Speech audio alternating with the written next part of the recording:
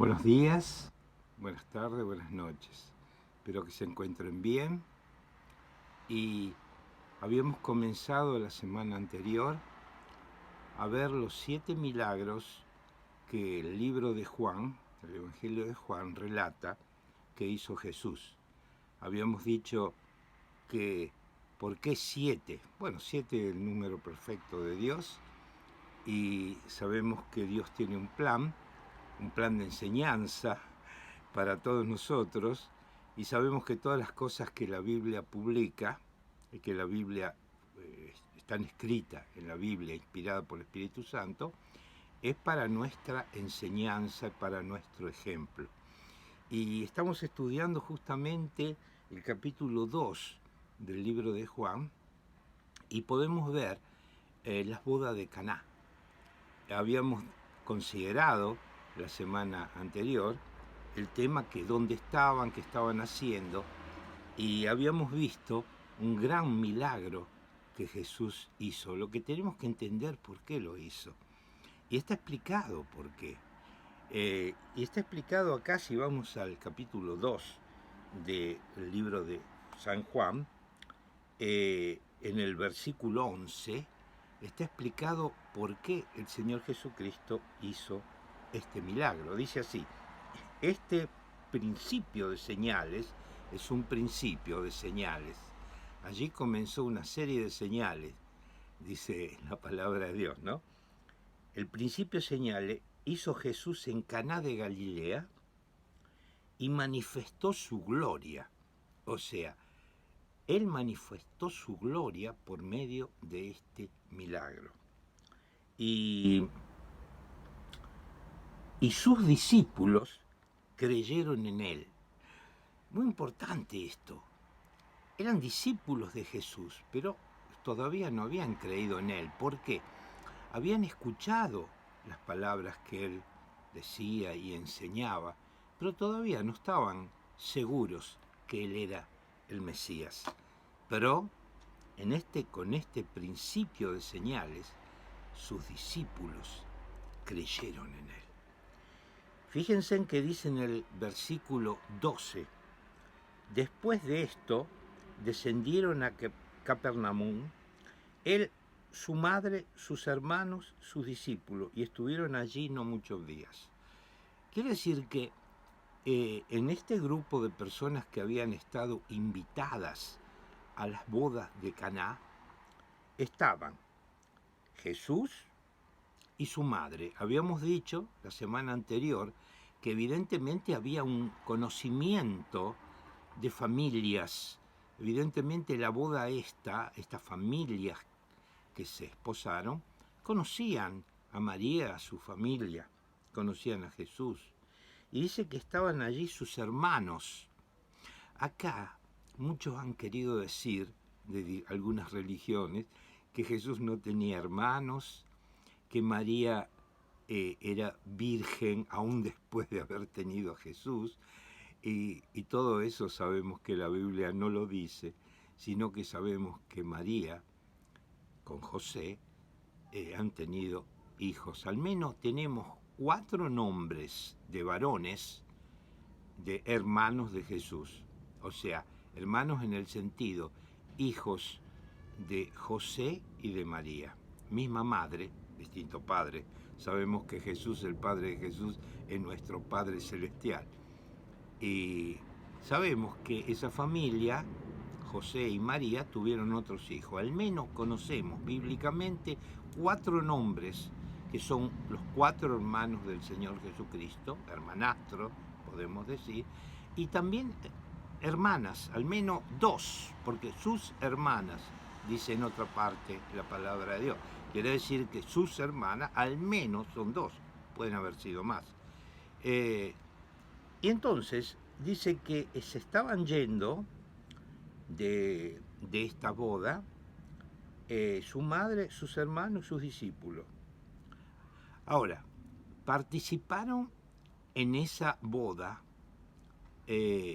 todas estas personas, más todos los que estaban invitados. Pero lo que dice acá, el versículo 11, muy importante, dice, sus discípulos creyeron en él. Nosotros sabemos por la Biblia que sus hermanos no habían creído en él. Sabemos que los hermanos carnales de Jesús no creyeron, creyeron después que él murió y resucitó. Ahí sí sabemos que creyeron en él.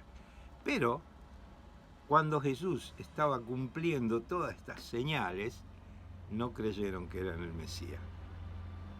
Piensen ustedes, en su familia está el Mesías y no creen en él, pero él hizo este principio de señales y dice, sus discípulos creyeron en él. Era muy importante este paso. ¿Qué es lo que había hecho él? Bueno, él había convertido agua en vino. Ustedes dicen, pero ¿cómo lo pudo hacer? Bueno, lo pudo hacer porque él, Señor Jesucristo, tiene todo control. Él es el creador. Y él te puede salvar de la ira de Dios. ¿Por qué Dios tiene ira? Dios tiene ira porque somos pecadores y Él no quiere nada que ver, no tiene nada que ver con el pecado. Él es santo, santo, santo, totalmente separado del pecado. Y por supuesto, el pecado debe ser castigado. La palabra de Dios lo dice así. Dice que la paga del pecado es la muerte. O sea, es el único caso donde la paga te sigue. Generalmente uno cuando tiene un empleo, no, hay personas que son dueños de empresa que algunos son buenos, podemos decir algunos, pero ellos no se apuran en pagarte el sueldo. No es que tienen un deseo terrible cuando vos estuviste un mes haciendo todas las cosas que ellos te mandaban. Generalmente no tienen tanto apuro de pagarte, pero el pecado sí. El pecado te corre atrás para pagarte. Él es el mejor pagador del mundo. Es el pecado. ¿Cómo te paga? Con la muerte. El salario del pecado es la muerte. Quiere decir que Dios dio una salida a esa situación. La salida a esa situación de la ira de Dios es el arrepentimiento, creer en el Señor Jesucristo como nuestro Señor y Salvador, y Él te da vida, te perdona el pecado, si tú vas a Él, al Señor Jesucristo, y le pide que te salve. Y eso no lo digo yo, lo dice la palabra de Dios. El que cree en el Hijo tiene la vida eterna. ¿Quieres tener la vida eterna? Cree en el Señor Jesucristo con todo tu corazón y Él te salvará. ¿Por qué?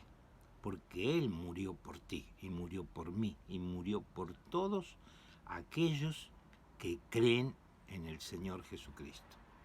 El Señor Jesucristo murió por todos aquellos que creen en Él. Ahora, ¿por qué hizo este milagro? Este milagro, que es un principio de señales, lo hizo justamente para que crean en Él. Nosotros estamos leyendo después de 2000 años esta situación. Él tiene el poder total y absoluto sobre todos los elementos. Él no tiene límites. Él puede clonar todo. Él puede clonar el agua, puede clonar los elementos. Él no tiene ningún tipo de límites. Y en este caso, ¿qué hizo? Convirtió el agua en vino. Pero no en un vino cualquiera, en un buen vino. ¿Y quién dio testimonio de esto? Lo dio el jefe de los camareros, el jefe de los mozos ahí que estaban sirviendo. Porque él dijo, ¡qué buen vino este! Evidentemente podemos abrir toda una discusión. Este vino tenía alcohol, no tenía alcohol. Evidentemente tenía alcohol, porque El vino, naturalmente, el Señor lo creó con un conservante. El conservante es el alcohol que tiene. Así que, evidentemente, lo que tenemos que poner nuestra visión en esto es que Él tiene control de todo. Él es el Creador, el Señor Jesucristo. Afídate a Él. Pon toda tu confianza en el Señor Jesucristo. Y Él te salvará. En el momento oportuno, Él te salvará. Bueno, espero que sigan bien, que el Señor Jesucristo los acompañe en todo. Los saludo y los abrazo. Me llamo Alberto.